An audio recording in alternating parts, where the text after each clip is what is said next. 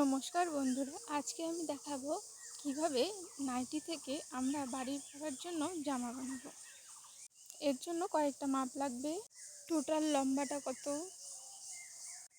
বুক বা ছাতি, কোমর, ওপরের পার্টের মাপ, কাঁধের মাপটা, সামন গলা, পেছন গলা। প্রথমে আমরা নাইটির গলা যে থাকে ওটা বাদ দিয়ে ওটা ওপরে থাকবে, আর নিচের যে পায়ের দিকে যে ঘেরটা থাকে ওই সাইডটা আগে ভাঁজ করব। আমরা এখানে নাইটির যে নিচের পাটটা আছে ওটা দিয়েও জামার যে নিচের পাটটা ওটা করব।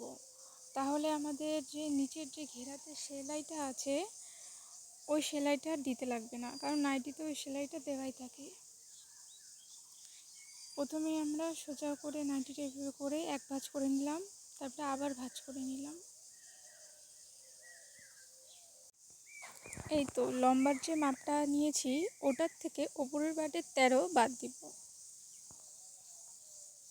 এখানে আমি সহজভাবে বোঝানোর জন্য এখানে 35 অবধি নিলাম। এখন সামনের থেকে আমি 13 বাদ দিব। যারা এইভাবে বলার কারণ, যারা একদম হিসাব বুঝতে পারে না, তারাও যেন এটা সহজে করতে পারে। এখন আমি 13 থেকে যে 35 ওইখানে ওখান থেকে ধরে একটি পয়েন্ট করে নেব।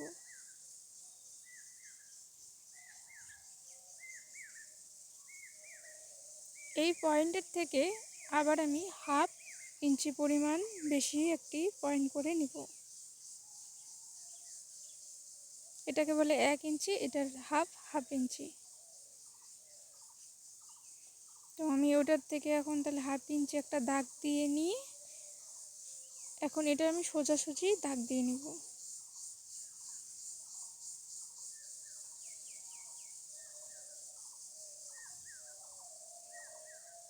দাগটা তোমরা স্কেল দিয়ে করে নিবে, তাহলে সোজা হয়ে যাবে।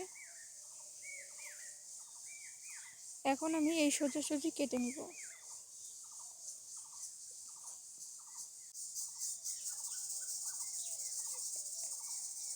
এখানে আমি হাফ ইঞ্চি পরিমাণ বেশি নিয়েছি, কারণ আমরা ওপরের পাটের সাথে নিচের পাটটা জয়েন দিব, তার জন্য আমাদের হাফ ইঞ্চি এক্সট্রা নিতে হলো। আর নিচের আমাদের ঘেরাতে সেলাই আছে, তো এর জন্য আমি আর বেশি কোনো এক্সট্রা করলাম না। এখন আমরা এটি সরিয়ে নিয়ে ওপরের পাটটি কেটে নিব। এই তো এখানে দেখো, নিচে একটা উপরে একটা। এখন আমরা এটাকে আগেই ভাঁজ না করে প্রথমে আমরা দেখব আমাদের কত পরিমাণে রাখতে লাগবে। তো এখানে আমাদের ছাতি যার যেটা মাপ ওইটাকে আমরা 4 ভাগ করব।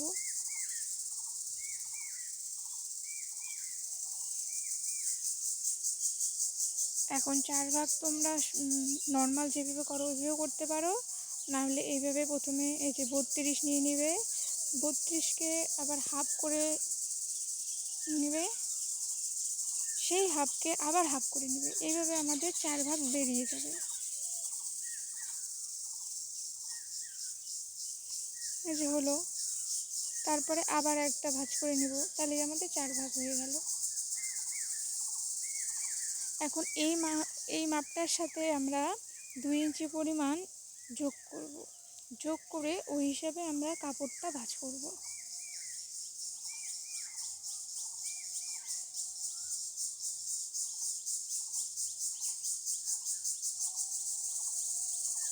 তো ওইটার মাপ হিসাবে আমি এখানে পরিমাণটা করে নিলাম। তোমাদের যেটা পরিমাণ হয় তোমরা ওই হিসাবে এটার ভাঁজটা করবে।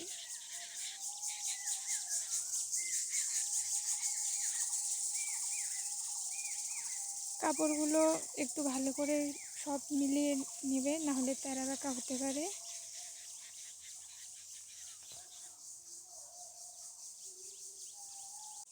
তারপরে আমরা কোমর নিব, আর কোমরটাকেও সেমভাবে 4 ভাগ করব।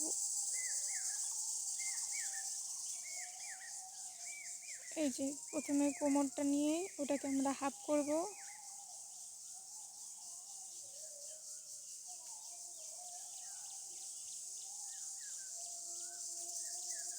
এখন ওই হাফটাকে আবার হাফ করব।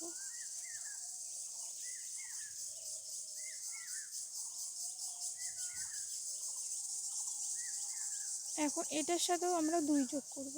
2 যোগ করে ওই হিসাবে আমরা একটা পয়েন্ট করে নেব।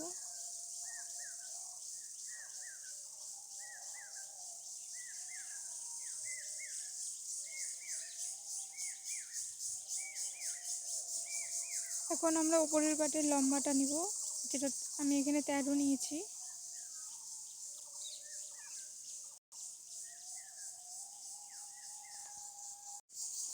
এখন আমি এখানে একটি 13 পয়েন্ট করে নিব, আর 13-র সাথে আমি এখানে 1 যোগ করব।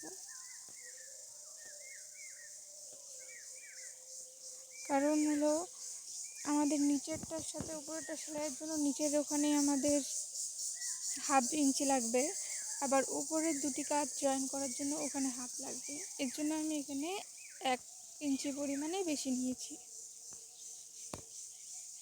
এখন আমি ওখান থেকে সোজা একটা দাগ টেনে এখন আমি মাপগুলো নিয়ে নেব। তো এখানে গলার যে মাপটা আছে, মানে কাঁধের মাপটাকে আমরা হাফ করে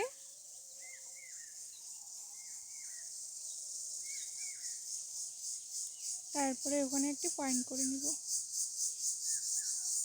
আর এখানে মনে রাখবে পয়েন্টগুলো সব সময় যে পাশটা আমরা ভাঁজ করেছি, যে পাশটা জয়েন থাকবে ওই পাশের থেকে নিতে লাগবে, কাটা পাশ থেকে নেওয়া যাবে না। এখন আমি চারপাশে এই 7-7 করে একটি বক্সের শেপ করে নেব।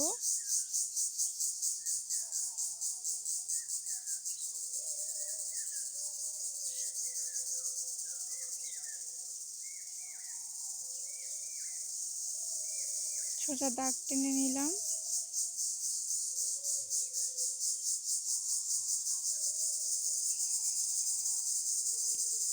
এখন এটা আমি হাতার জন্য একটু শেপ করে নিব।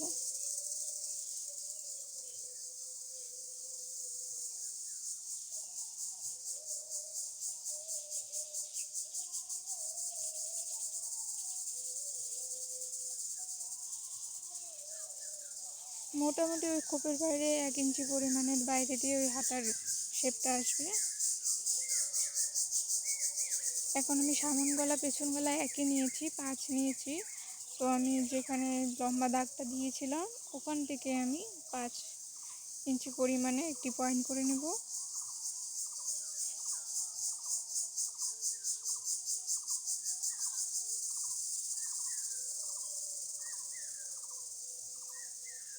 আর এখানে আমি গলার যে মাপটা হয়, এখানে 3, 3.5 বড়দের জন্য 4 চলে, আর একদম ছোট যদি কারোর জন্য বানানো হয় তো ওখানে 2, 2.5। তো এখানে আমি 3.5 নিয়েছি। এই মাপটা আপনারা যদি গলাটার মাপ নেন তারপরে ওটাকে হাফ করে নেবেন, তাহলেই বুঝতে পারবে। এখন আমি একটি ওই পয়েন্ট দুইটি এক করে একটি শেপ করে নেব।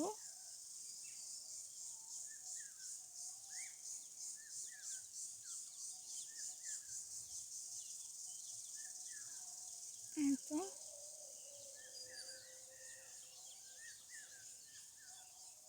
এখন আমি তখন যে হাতাটা বানালাম ওখান থেকে 1/2 ইঞ্চি পরিমাণের একটু ভেতরে আবার একটি শেপ করে নেব। এটা আমাদের সামনের যে পার্টটা হবে ওটার জন্য হবে, আর আগের যেটা মাপ ছিল ওটা আমাদের পিছনেরটার জন্য হবে। আর এখানে ওপর থেকে আমি 1/2 ইঞ্চি পরিমাণে একটু ডাউন করে দেব। ওই সাইডটা শুধু ডাউন হবে আর এই সাইডটা সেম থাকবে।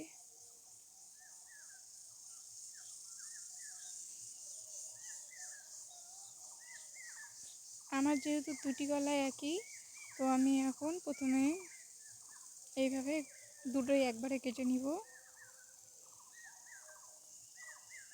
তারপরে একটি পার্ট সরিয়ে রেখে আরেকটি পার্টের 1/2 ইঞ্চি পরিমাণ যে একটি সামনের পার্টের জন্য এক্সট্রা করে শেপ দিলাম, ওটা আমি কেটে নিব।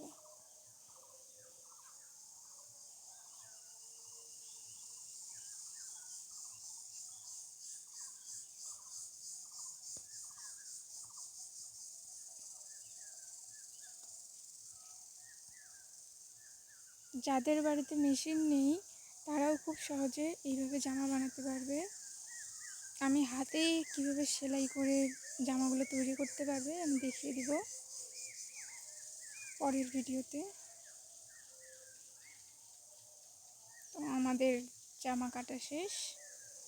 এখন যে যার বাচ্চার মাপ অনুযায়ী এইভাবে খুব সহজেই নাইটি থেকে জামা কেটে বানিয়ে ব্যবহার করতে পারবে।